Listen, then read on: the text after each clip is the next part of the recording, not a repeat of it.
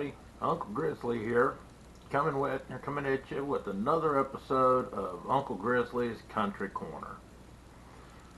First off, I'd like to start out by wishing everybody a happy Valentine's Day. I hope everybody and their sweethearts have a wonderful day today. Now, the other day, I tackled this monster. It's a vintage, late 50s, early 60s Zebco 404.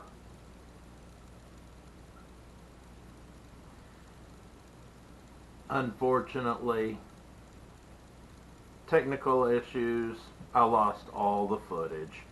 Only thing I didn't lose were some photos showing kind of what it looked like beforehand, because let me tell you, this puppy was filthy. I mean, it honestly looked like it had been drug out of a swamp or something. But everything inside of it right now is clean.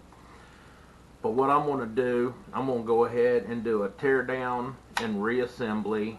So if anybody's got one of these and they're not sure what to do, there you go.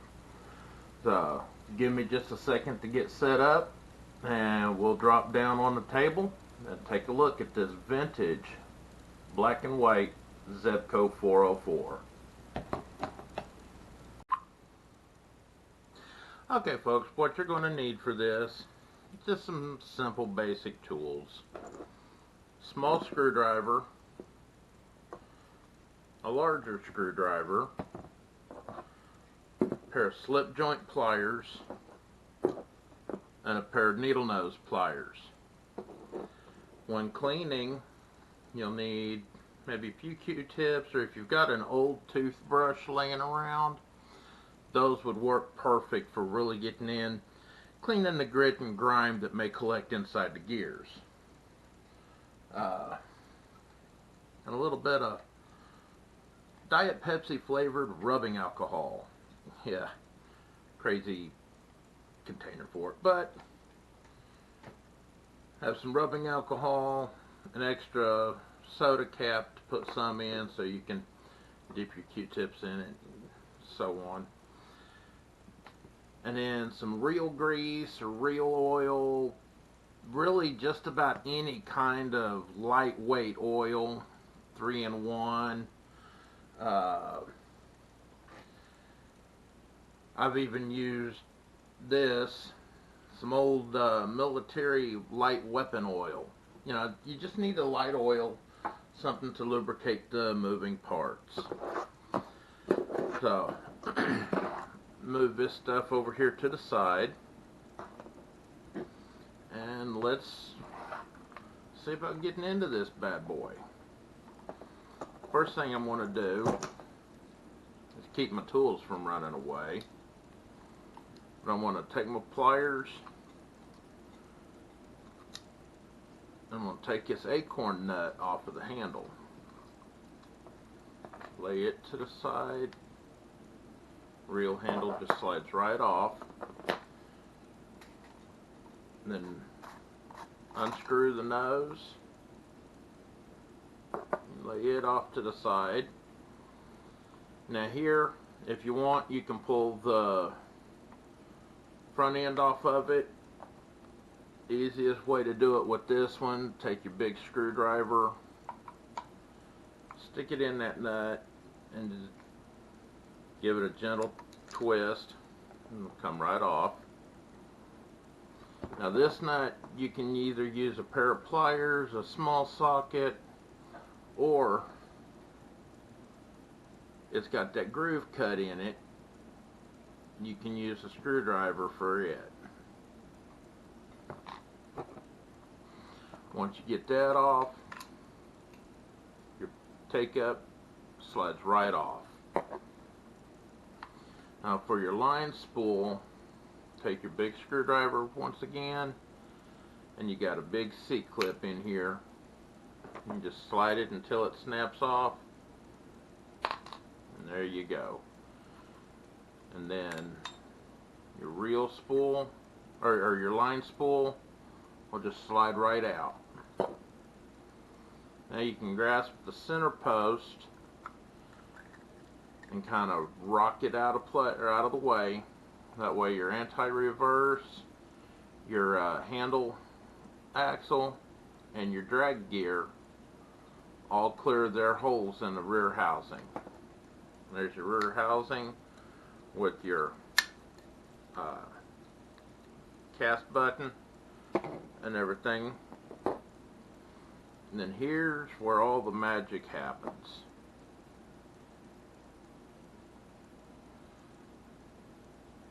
Now with this, coming from the front here where your pickup spool or your line pickup mounted to, just give that a little push and this will slide out back here on the back. And then next you can push on the side here where your handle mounted, and that will slide that gear right out. Now if you're cleaning it, this is where you want to take a little bit of alcohol or some other kind of cleaner that'll work on it, get all the gunk off. You want to make sure this shaft is good and clean, there's nothing built up on it that can drag inside the housing for it right here and make it tough to reel in. Take your Q-tip, dip it in the alcohol. You want to clean all the teeth on this gear, or you can use an old toothbrush. I've had a few people comment on a previous video telling me the toothbrushes work just fine on these. No big deal. You'll want to take and kind of clean this or this part up. A little bit of hot water, a mild dish soap, and toothbrush, and just kind of scrub it. Make sure these pieces move easily and they're not bound up or anything. And once you get all that done, you can take your, I'm going to call this the flywheel gear. You take your flywheel gear, slide the shaft back through the housing here, and then you can take this piece. This one can be a bit of a pain if you want to take it all apart and clean it up, because you got to really be careful. There's a tiny C-clip right in here. See if I can pop it off and show you. If you've got big bumbly fingers like I do, this is probably the most intimidating part of this process. But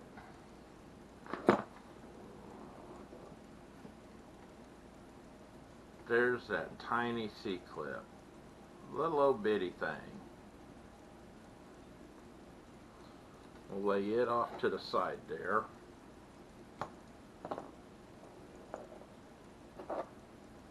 Now on top of this spring,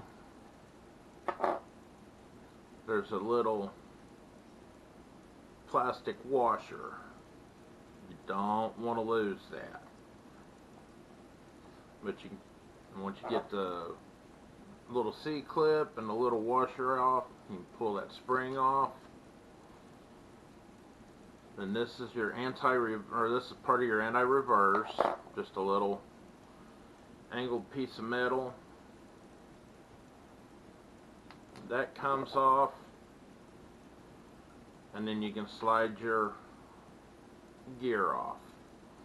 Clean them all up, scrub that gear, get down in between the teeth, get all the gunk and grime, sand and what have you out of it. And then when you go to reassemble it, you'll notice that the hole in it looks kind of like a D. I don't know how well you can see it there, but one side of the hole has got a flat side to it. That's because the shaft that it goes on has a flat side on the shaft. Now you want to clean this shaft up too. On this one you can see some dark banding. That's where the chrome or the nickel plating or whatever they put on this is wearing off. That's not dirt, it's just wear marks. Now to reassemble, line the flat side of your shaft up with the flat side of the hole in your gear and just slide them together like that. Next piece is your anti-reverse pawl, and it goes only one way. Slide it over to where that leg is pointing or is coming down over the gear, kind of like it's trying to protect the gear. And then take your spring, slide it on there. This is where it gets kind of fiddly. Take your plastic washer, and it's kind of a tight little fit, but get it pushed down on there. Don't know how well you can see it there. Camera doesn't want to focus very well. But anyways, that's on there. And now what I recommend doing to get this little C-clip back on, take your pair of pliers and just barely grab it right in the center. Pinch the top of your spring and then just press it down against your table if you can. Sometimes it likes to snag up on the little groove that C-clip will go into. You might have to finagle it around, but you want to push it way down past it. Then take that C-clip in your pliers. Just line it up, get it on or get it going, and then push it and it'll snap right in. Now when you go to reinstall this part into the housing, you'll notice this cutout with the little leg sticking out there. Well, that leg needs to fit right into that hole right there in this levering piece right here. So when you slide that down in there,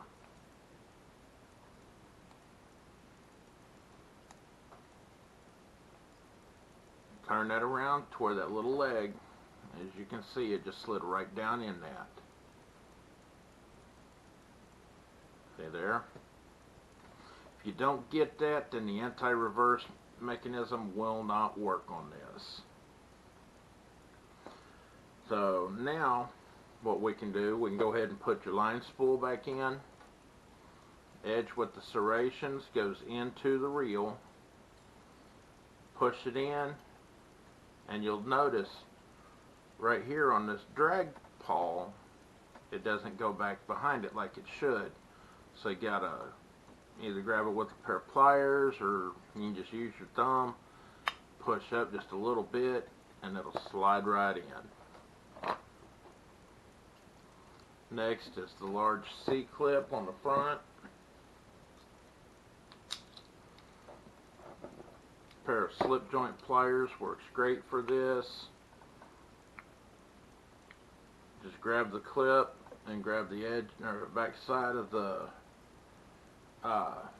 center post and squeeze gently until you feel it snap into place. Next, we'll take our line take up. Now once again, it's got a flat side in the center hole right there. You want to line that up. I lost my center shaft. You want to line that up with your center shaft here.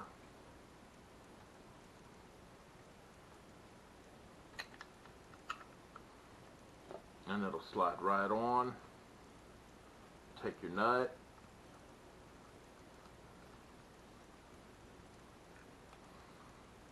screw it in there, and then take your screwdriver and just barely hit it. Make sure it's good and tight. Feed your reel line, or reel shaft, through its oval hole in the side, and then everything else should pretty much fall into place. Sometimes you might have to play with it, kind of finagle it around a little bit. There we go. Put that in there. Slide your reel handle on.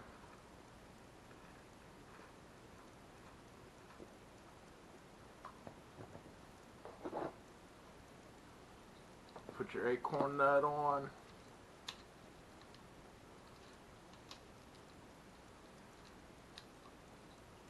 And you don't want to go all He-Man on it and try to torque it down too tight, but just make sure it's on there snug. Now you're pretty much done. The only thing you got to do now, take your new line, run it through the end of your nose cap, tie it on, screw your nose cap up on there, and then just go to town, adding your line, filling it up. But as you can see, it works nice and smooth. One of the handles on this is a little sticky. I'm going to have to see what I can do about loosening that up, but there you go. The Zebco Zebco 404. Like if this one, from what I can find out, is like mid to late 50s, early 60s model. And I do have the 202, which I've got a video up already of, that matches this. Now I just need to find the 808 to match them both. Then I'll have the trifecta. But hope you guys find this video handy and useful. And if you would, leave me a thumbs up, leave a comment, let me know what your favorite fishing reel is. And if you're not already subscribed, be sure to hit that subscribe button and hit the notification bell, because you never know what's coming up here on Uncle Grizzly's Country Corner. I will tell you, I've got probably about 3 more fishing reel videos coming, and I've also got some more kitchen gadget cooking recipe or cooking videos coming up. So like, comment, subscribe, notification bell. You never know, might actually find something of use on here. If not, at least you have a little bit of entertainment. So take it easy, everybody. Have a good day, and we'll catch you around here on Uncle Grizzly's Country Corner.